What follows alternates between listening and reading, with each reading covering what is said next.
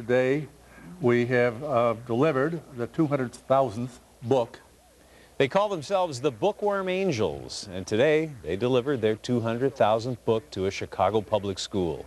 Eddie Aruza will tell us about two elderly men who are making a big difference in the education of thousands of Chicago's school children. Since 1999, a couple of retired businessmen from the North Shore have been spending their golden years putting books into the hands of Chicago's school children. It's work they love, and it has dramatically transformed the reading scores at 30 schools.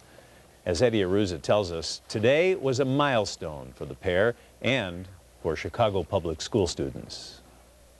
Meet Sherm Marks and Kermit Myers. They are 76 and 74 years old, respectively. They're also self-proclaimed angels, but no one would argue with that assessment. As they've done many times over the last 6 years, Mr. Marks and Mr. Myers drove their white van to a Chicago public school today and had students unload thousands of books collected by the elderly men. But the event at the Stagg Elementary School at 74th and Morgan wasn't just one more delivery. We've been doing this for a few years, and today's a big day because today we have delivered the 200,000th book for BookWormAngels, and it happens to be, a year full of stories, 366 days of story and rhyme, and thank you. It's yours. Thank you. Thank you. Thank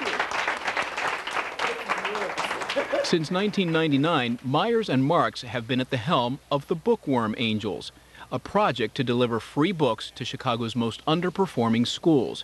It all started when Kermit Myers was doing volunteer work in the inner city. I was tutoring in Cabrini Green, and I realized that too many of the students were reading below grade level. And I thought, why is this? And I realized one reason was because they don't, too many times, they don't see books at home, they don't see people reading for enjoyment, so they come to think of reading as work, and worst of all, it's schoolwork. Myers decided to take action by starting to collect used books for his students. Then one of his daughters organized a book drive at a suburban school that collected thousands of books. It snowballed from there, and Myers pressed a fellow Rotary member into service.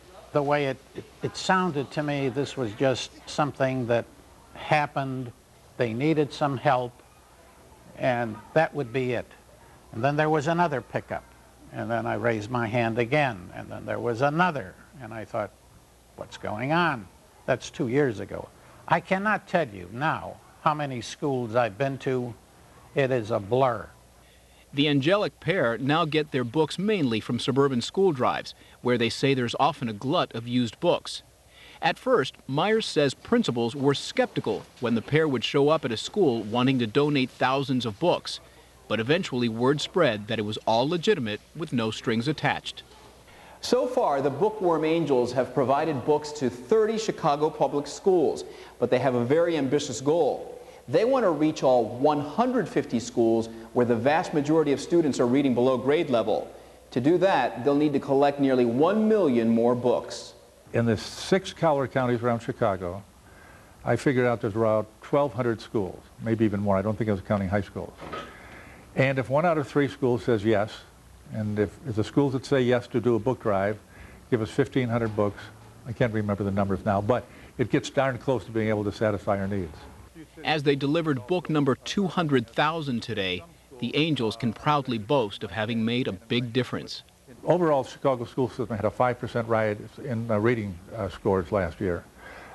Schools that had BookWormAngels for 6 months or more had a 12.5% increase in reading scores.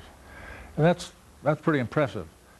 The BookWormAngels make a delivery to a school only when they've collected at least 10 books per student, and they ask a couple things from the schools themselves: that students be allowed to take the books home with them and not be fined for losing or damaging them, and the principal has to send a letter home every year asking the parents to turn off the radio and TV and read with their children for 15 or 20 minutes, and many parents are doing this. Like the other schools where the Angels have made deliveries, the principal and teachers at Stagg were overjoyed and overwhelmed with their windfall. Stagg especially faces challenges in getting parents to read with their kids. I have tried to talk to some of my parents in regards to purchasing books and to utilizing the libraries in the community. And our parents have stated that they are afraid to take their kids to the libraries because of the condition of the community and because of the gang problems. But now that we have these books here, then we will be able to share the books with the students. Some of STAG students seem to recognize what a heaven-sent gift they received today. Well, I think it's a great thing, so people who don't know how to read good, they can also have somebody to help them read. That's a good thing, because before, every class had books, but we didn't have a lot. But now, we have a lot of books for every classroom, and we get to read more. The Angels don't just make a delivery and then fly away. Once a school is chosen, it gets a steady replenishment of books every year. But how much longer will the septuagenarians keep up their good work? Well, I must say this is sometimes a lot of work, and sometimes I really think I've had it. And then you get, like it did happen today with the reading specialist here, when she said, "This is so wonderful, this is just so great," and sometimes they almost have tears in their eyes, and all of a sudden you say, "Hey, it's all worthwhile." And as long as they continue to feel that way, these angels won't fold their wings for good. For Chicago Tonight, I'm Eddie Aruza. If you would like to organize a book drive for the Bookworm Angels, you can find out how to contact them on our website, WTTW.com/Chicago Tonight.